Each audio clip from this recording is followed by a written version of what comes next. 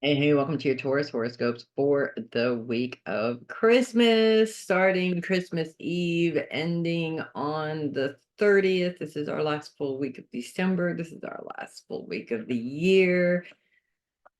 Lots of stuff going on. Mercury's retrograde just moved from Capricorn into Sagittarius. It's official. We are leaving the Earth signs in terms of Mercury retrogrades, although one of the retrogrades next year will start in Virgo.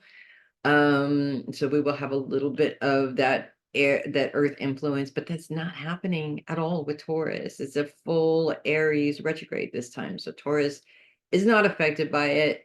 Will probably be,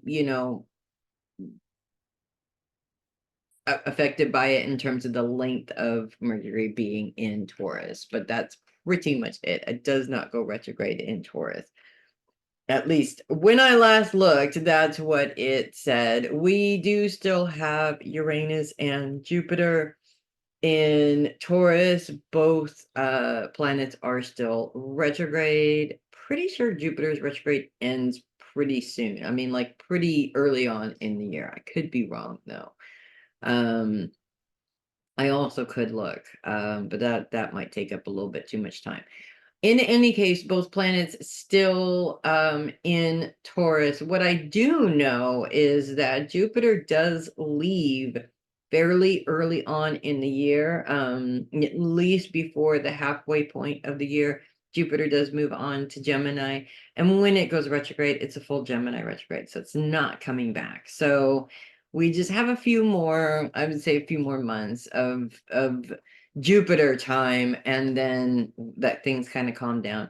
The thing about Jupiter is that it is a very good influence, but it can be a lot at the same time. It's like you can imagine your best friend who's tons and tons of fun and you just love spending time with them, but then after a while you just kind of get worn out and you just need like some quiet time, and they're still there like, no, we got to do this, we got to do that, we haven't quite been arrested yet.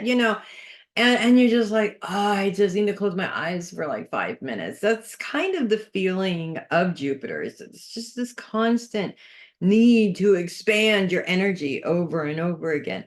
And then when it's retrograde like it is now, it's almost like you're trying to push through things to get things to grow. So it can be a very helpful influence, but it can be a very exhausting one at the same time.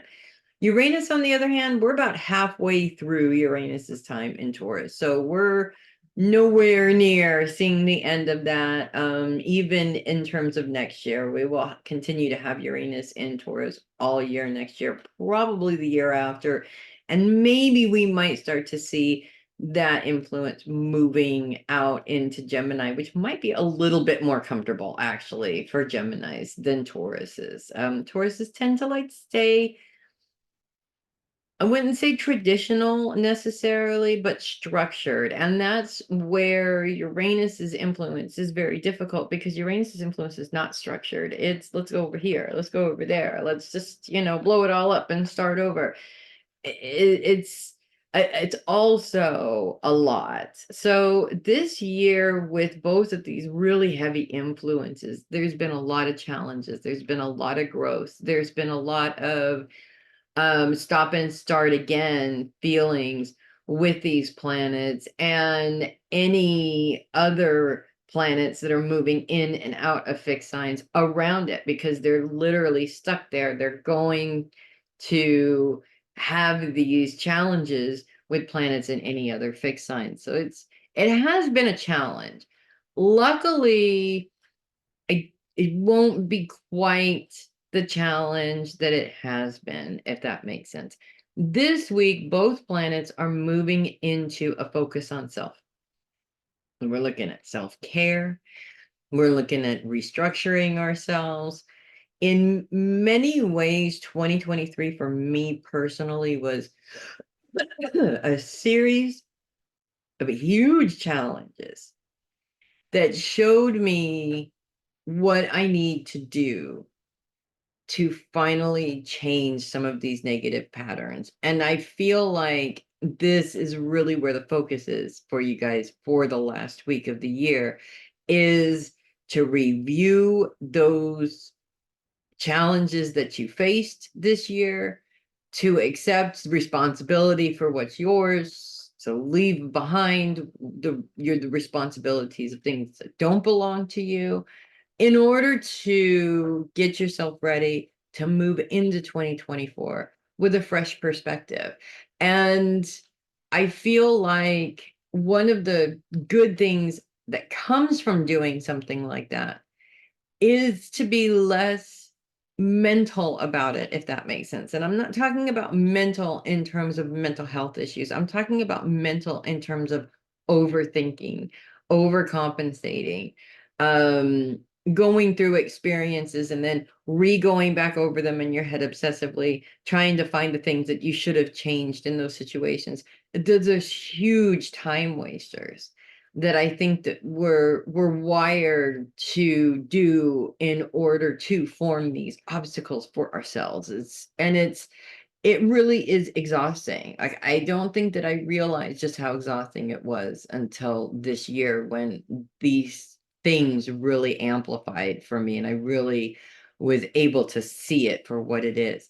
So I feel like this week really is a good time for you to evaluate, to leave behind the patterns and the habits that you just are not healthy for you, that you don't want to bring into the new year, and kind of sort of come up with a list of healthy habits that you would like to incorporate into the year.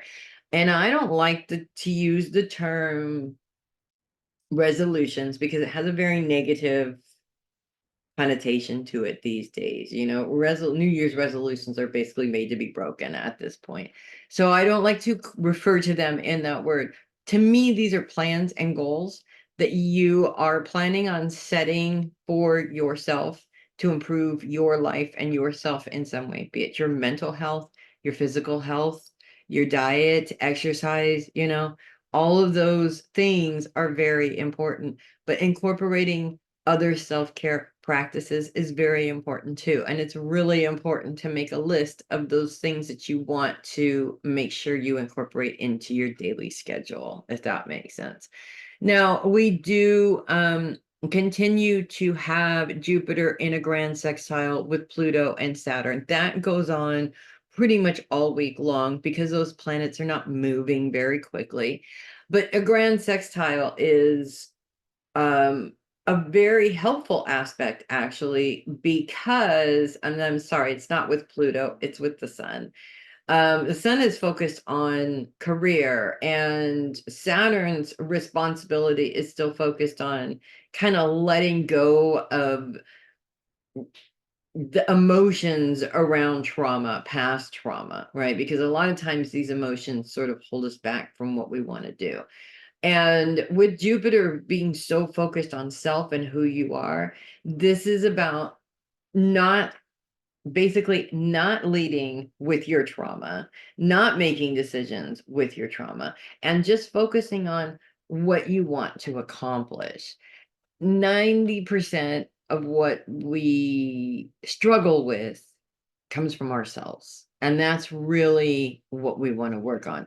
Now, Jupiter's square with Pluto, this is where Pluto comes in. Pluto is also focused on career.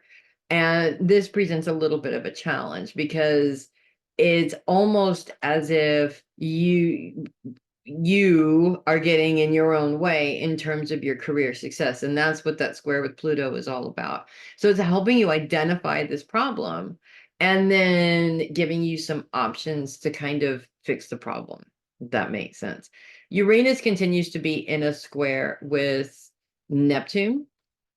Neptune's also focused on that inner trauma. So this is also these two planets working together. And at this point, Uranus is very much on the cusp of focusing on self now versus who you were before. And it's sort of showcasing where you've come from and how far you've come. And I think we need to do that every now and then, because if we don't see where we have healed, it just feels, the healing process just feels like it's never ending, because it really is. So we have to go back and just check, okay, no, I did do that and I rocked that. Okay, yeah, I did do that and I rocked that. Yeah, I don't act like that anymore because I healed from that, because I rocked that, right? And that gives us, it puts us in a different mindset and energy to continue that learning process, if that makes sense. So I'm going to say this is not a very difficult week, okay? Even with Mercury's retrograde moving into Sagittarius, which makes it a heck of a lot more volatile than it was in the earth signs. I feel like, honestly, first of all, there's no, you're none of your planets are interacting with Mercury, so it doesn't amplify it. That's good.